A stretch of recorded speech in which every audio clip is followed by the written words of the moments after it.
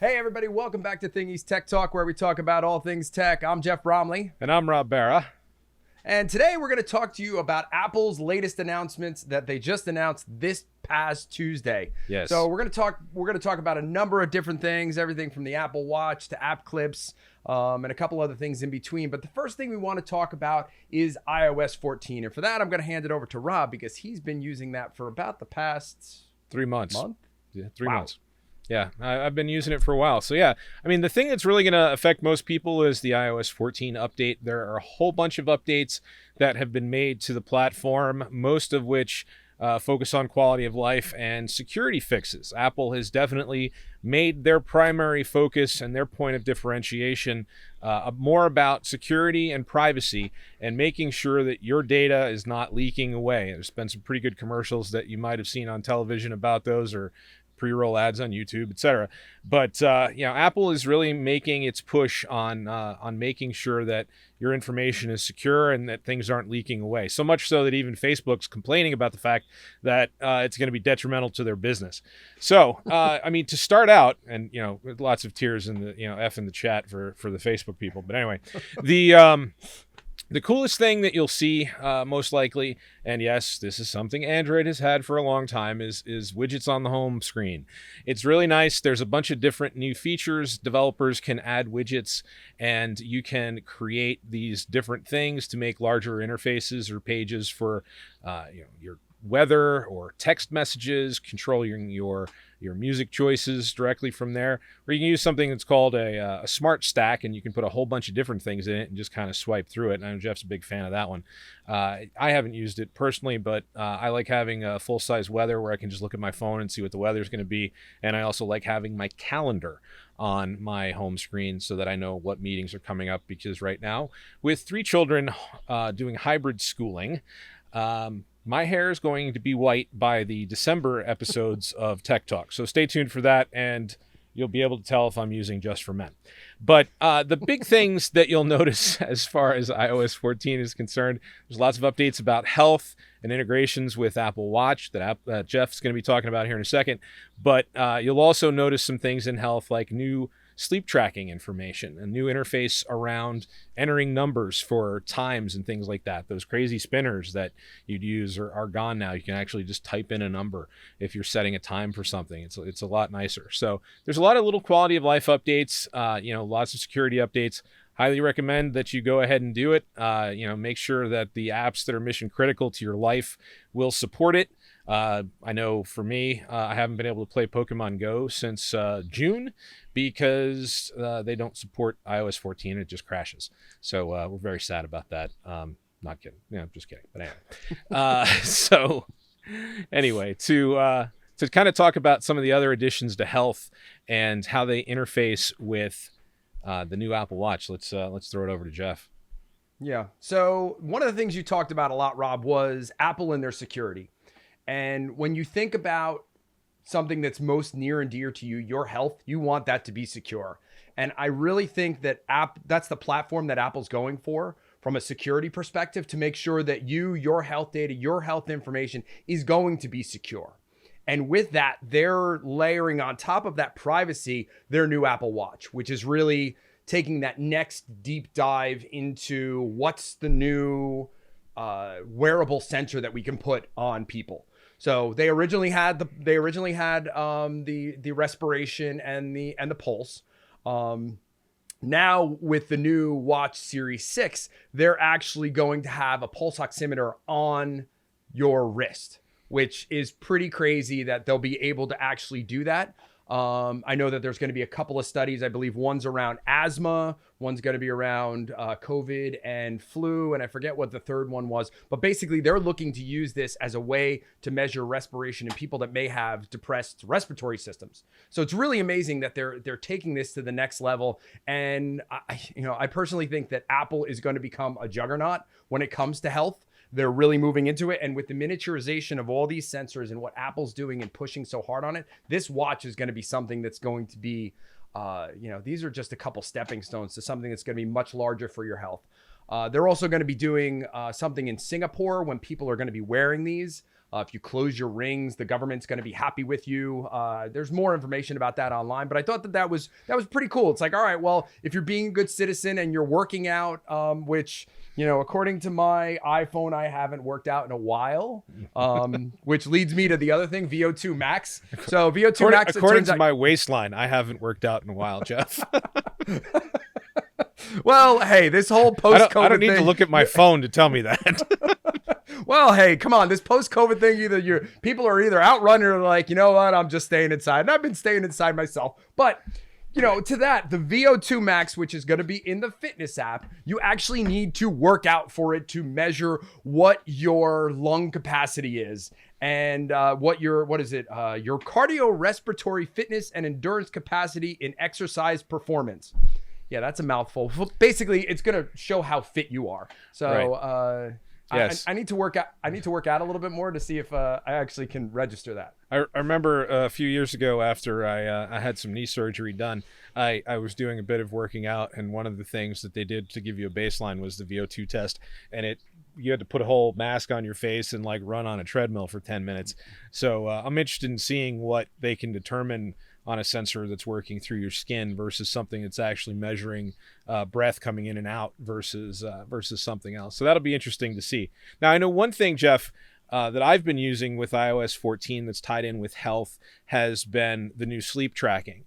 So I have an older watch that doesn't have the same battery capacity as some of the newer ones. Plus, I haven't worn a watch in about 6 months because who cares about time anymore?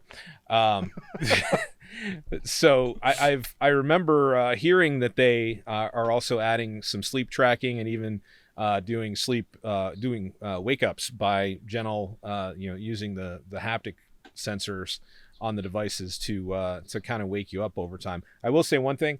It is nice because, again, 3 children, 3 different schools.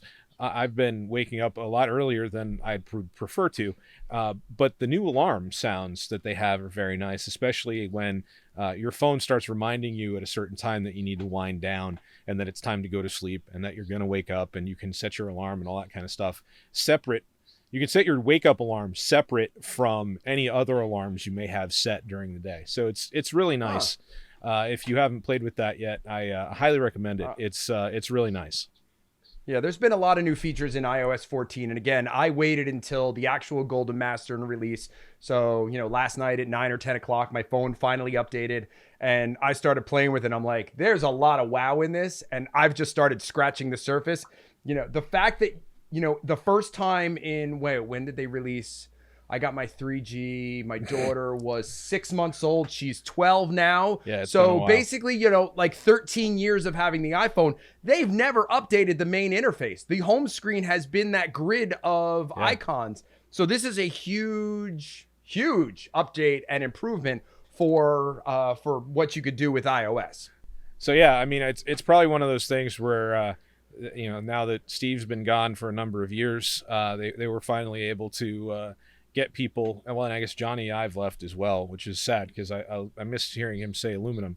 But the changes that they've seen in Apple, both from a design perspective and a leadership perspective, unfortunately, with the case of Steve Jobs, Apple has done some things that typically they hadn't done, which is interesting because everybody, every time one of these things comes out, or they have a new product announcement, it's like, oh, this is so disappointing. Oh, this is so disappointing. Oh, this is so disappointing. And then, 2 weeks later, everybody's using it. Everybody thinks it's fantastic. So, and that's interesting. It brings us to our next point. They also released or announced new iPads, both the new iPad Pro as well as another, iteration of the venerable iPad line, which they just call the new iPad, I believe. And, it's, again, just a spec bump. Updating the processors in them to, I think, the A14 and the A12, respectively, and the wait, and you're gonna have to buy some new cables. I know you've already started investing. I've already started doing it. So and honestly, I don't mind that so much. I mean, everybody's always complaining about the inevitable changes of these things. You go from wait, hold on. Do you know how many lightning cables I've purchased? I understand. But the challenge is the rest of the world is standardizing on USB Type-C. I know. And every other device uses it. It'll increase interoperability. It's going to offer, less waste. Hopefully, they'll make these cables a little bit more durable, because I know I certainly have gone through a whole ton of lightning cables with fraying and things like that. Yeah. I started wrapping electrical tape around them. But it's one of those things where, yes, as things change and as technology advances, the interfaces that you use are going to continue to change, except for Sony and their PlayStation adapters that are still going to use, micro USB. But, I digress. And hopefully you were lucky and got in on the PlayStation 5 pre-orders. Otherwise, eBay is your best bet. Good luck. Well, I mean, I do have to say, the one nice thing about USB-C is, I want to hook up external storage to a couple of my iPads, right, because I have videos and other things, and my daughter does all sorts of video editing, and she chews through space. She's like, Dad, my iPad's full again. So with the latest version, I think iOS 13 had it, but it really wasn't as evangelized about as much as it is now. Yeah, it was on the iPad Pro a couple of years ago, because the one that I have has it. Yeah. So I want to experiment with that, doing a lightning to some form of external hard drive, just so she can offload her projects, keep her iPad clean.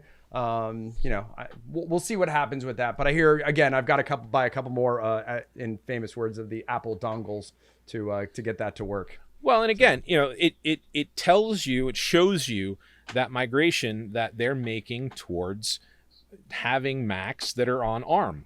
They're in the next couple of years, they're going to phase out the Intel processors. All of the MacBooks are going to be on ARM, and it really is effectively going to be a big iPad at that point. Yeah. So here's the question for you, Rob. How upset are you for getting rid of that Nvidia stock that you had 25 plus years ago? Now that Nvidia just bought ARM, and who would have thunk? It was one of those things where in 1999 I needed a little bit of money to or actually I think it was 2002. I needed a little bit of money to buy an engagement ring, and oh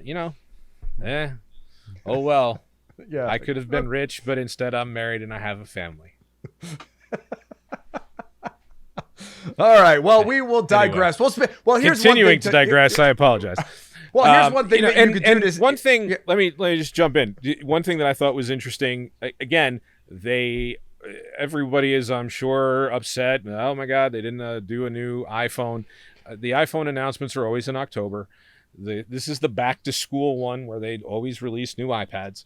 So don't be alarmed by that. I'm sure there's going to be another iPhone this year. It's going to, again, be revolutionary and incredible, and everybody's going to be talking about it.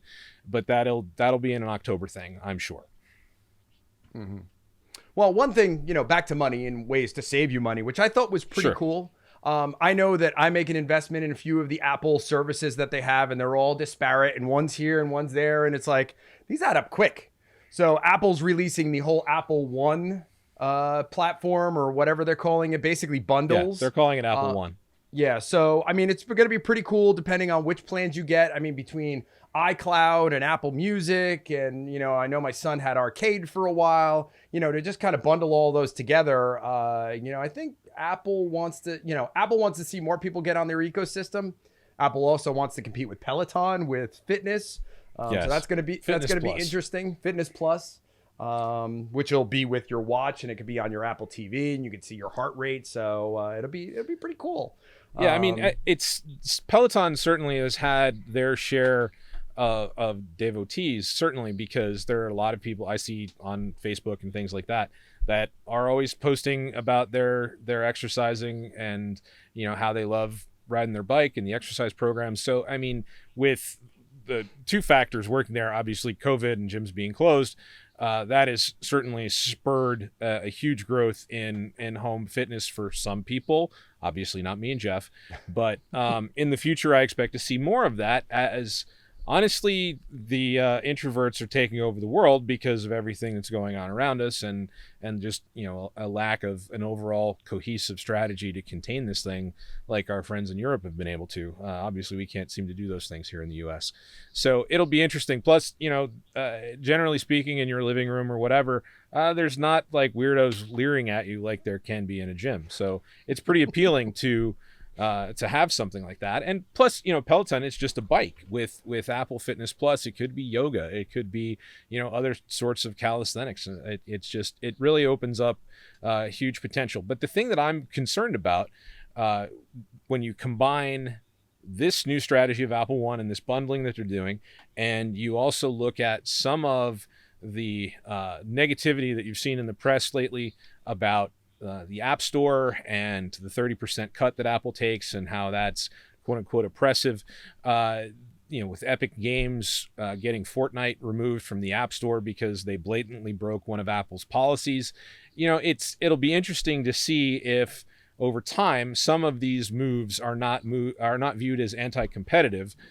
Similar to what happened when the Apple Bookstore came out a few years ago, and they changed, they actually increased prices and got people on board with that, and then they got slapped by the Justice Department for doing that, even though, let's face it, Amazon was doing the same thing, and actually taking money away from publishers and authors because of it. Apple tried to increase the prices so they could get more from digital, but we'll see what happens. Hopefully, but Amazon came. They were always a bookstore before they were anything else. So right, but by the same token, the fact that Amazon sort of arbitrarily set the price for the market, Amazon has certainly done its fair share of predatory pricing and that sort of thing to get others out of the market and sort of crowd out people. So it's not, there isn't anyone really that's been able to gain as big of a foothold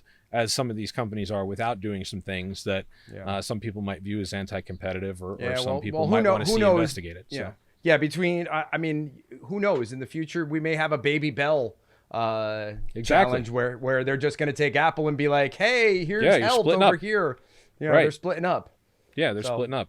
And that's something that you could see with Amazon as well. You could make the argument with Amazon that is the same sort of thing. But, it'll be interesting to see what happens over the next couple of years as far as some of these companies go, because certainly Apple has done an amazing job of getting, not only the profits, but also continuing to innovate despite the fact that they have such a leadership position. So it's a real challenge to get people to buy, a $600 or $700 phone every year. And Apple seems to be doing an amazing job of doing exactly that.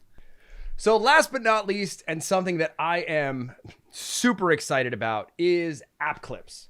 App clips are going to be a neat thing that Apple is going to allow advertisers and different websites and people to be able to have a lightweight version of a full-size app to be able to run to give you an experience. So I think Rob in the past has talked about a couple examples, like let's say you wanted to check out a bike in a city, and you don't have the app, but you just go right there and you either scan a QR code or you use a near field communication, chip, and it launches the app right on your phone. You do the sign in. And if you want to run it again later, you can, because that app clip will stay on your phone. Or if you want to download the full app, you can download it later. So not having to download a huge app from a website will be awesome. So that way you could just use it there on the spot, as well as, just being able to sign in with Apple, which that'll be huge. So you're anonymous, you use it quickly. Potentially it's disposable, or if you need it to be longer term, you keep it. So I just think that this has got I think this is just scratching the surface for how Apple is going to start, proliferating into different places and being able to just use your phone that's right then and there to grab something and interact with a brand. So, we're definitely looking at this. We're definitely looking at this for how to possibly put it into the platforms that Thingee creates. I think it's got a lot of big implications.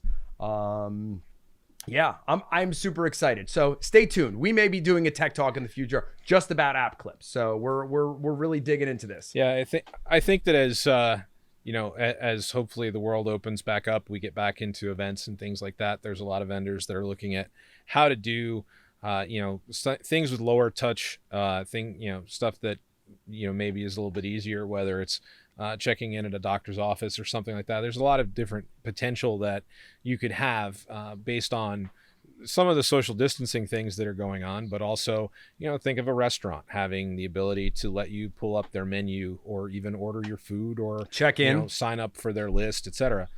Check in, tell them that you're there. I know so many restaurants have gone to, prior to COVID, of course, had gone to text messaging and things like that as a way not only to advertise, but also to let people know that their table is ready or something of that nature. So, it will be interesting to see how this advances, how the technology is used, how other platforms are able to utilize it also, because obviously not everyone has iPhones, but I would expect that if it sees a lot of use, much like QR codes, that you'll start to see support in some fashion in some of the other tools. So, well, again, as Jeff said, stay tuned. But we've certainly had a little bit longer of a tech talk today. I don't know if we'll see all of this in one clip or not, but we wanted to make sure that we had a little bit of a discussion. Certainly, it's been a while since we've had one of these for you. Jeff and I certainly, in light of current events, both COVID related as well as some of the other things going on, we felt it was appropriate just to kind of stay quiet and kind of let things go on and sort of enjoy our summers as much as we could with our families. So we're glad to be back and looking forward to talking with you guys again as we hopefully get through the rest of 2020 and into 2021. Hopefully, mostly intact. So anyway, for this episode of Tech Talk, I'm Rob Barra. And I'm Jeff Bromley. Stay tuned, stay safe, and we'll see you soon.